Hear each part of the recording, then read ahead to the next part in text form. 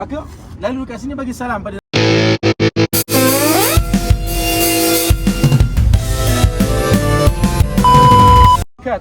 Waalaikumsalam warahmatullahi. Jadi malam tadi waktu kita sampai kota Madinah, kita dah bagi salam dalam bas, betul?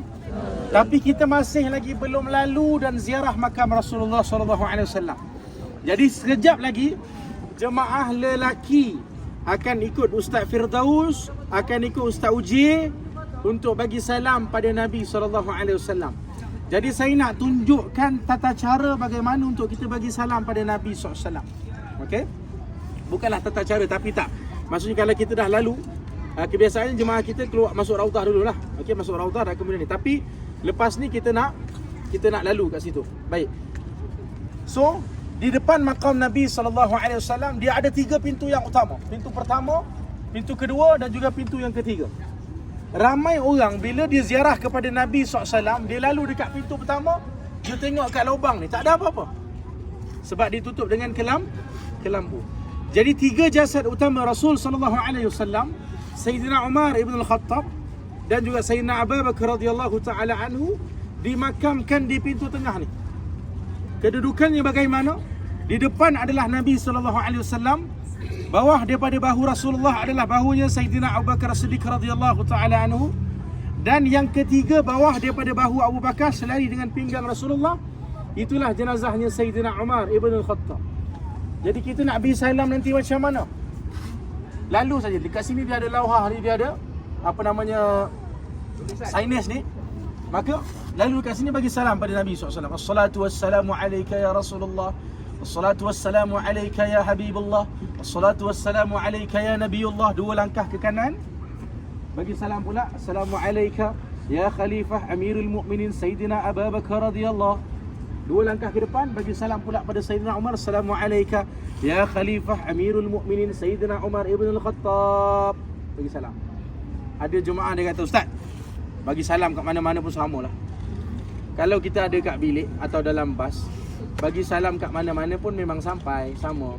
Tapi kalau kita dah betul-betul berada di hadapan makam Nabi, kenapa tak nak bagi salam pada tempat yang betul? Kenapa nak mesti berkeras macam tu? Jadi saya bagi satu lagi analogi. Contoh dia, kita balik Malaysia, mungkin nenek atau moyang kita dah meninggal, betul? Kita masuk dekat kawasan kubur tu, kubur nenek kita kat mana? Katalah kat sini kan. Kita bagi salam kat sini. Boleh tak? Yalah, sampailah juga. Tapi kena tak? Kena ke tak? ya. Sampai memang sampai, tapi tak kena lah. So contoh, kalau kita dekat dalam masjid, kita tengah solat kat belakang, kita bagi salam daripada tempat duduk, fadhal, silakan, tak ada masalah. Tapi kalau kita dah berada betul-betul di hadapan makam Nabi, kenapa kita nak bagi salam kat tempat lain? Mestilah bagi salam pada tempat yang betul. Para jemaah tengok dalam WhatsApp group gambar yang kedua dan yang ketiga. Gambar yang kedua dan yang ketiga. Baik, gambar yang kedua tu saya mention dekat situ adalah tapak pembunuhan Sayyidina Umar Al-Khattab, betul? Kawasan ni adalah, para jemaah tengok dekat depan tu ada satu kawasan mihrab yang dipanggil Mihrab Uthman. Nampak? Kemudian nampak tak kawasan yang saya bulatkan tu? Dekat dalam WhatsApp. Okey. Kawasan yang saya bulatkan dengan bulatan kuning tu adalah tapak di mana Sayyidina Umar dibunuh oleh Abu Lu'lu'ah ketika mana mengimamkan solat subuh. Jelas? Kemudian nanti kat dalam nanti Ustaz Firdaus akan bawa. Maksudnya masuk lalu pintu Babus Salam, tengok Mihrab Uthman ada belah kanan, kemudian tengok tapak belah kiri itu, itulah tapak Sayyidina Umar dibunuh. Kemudian jalan depan sikit, belah kanan, para jemaah tengok pada ruangan gambar yang ketiga. Saya mention dekat situ dia panggil Jendela Habsah. Nampak? Nampak macam ada kawasan tingkap tu. Waktu di zaman Sayyidina Umar Al-Khattab, pada ketika itu Sayyidina Umar dia plan untuk besarkan Masjid Nabawi. Dan bahagian daripada kawasan yang perlu untuk dihancurkan, untuk dirobohkan, untuk besarkan Masjid Nabi adalah rumahnya Habsah. Jadi Habsah cakap pada ayah dia, wahai ayah, ini sahaja kenangan yang aku ada bersama dengan Nabi SAW. Takkan nak roboh. Sebab apa? Bila pembesaran Masjid Nabawi, keluarga-keluarga Rasulullah semua pindah. Ada yang pindahlah jauh sikit daripada sini. So Sayyidina Hafsah, waktu tu rumah dia nak kena hancurkan. Pasal nak besarkan Masjid Nabi ni. Jadi waktu tu Sayyidina Umar berkeras juga untuk robohkan rumah Hafsah. Tapi Hafsah buat satu permintaan, boleh, tetapi tingkap ni jangan ditutup. So sebab tu kita panggil jendela Hafsah. Maksudnya kita tengok satu benda lagi yang masih lagi dikekalkan hari ini adalah jendela yang ataupun tingkap yang dibuka ni hasil daripada perjanjian Sayyidina Umar dengan Hafsah tadi. Sebab tu kalau kita tengok, kalau tingkap dia tanya tingkap ni, adakah tingkap ini di zaman Rasulullah? Tidaklah, dibina semula.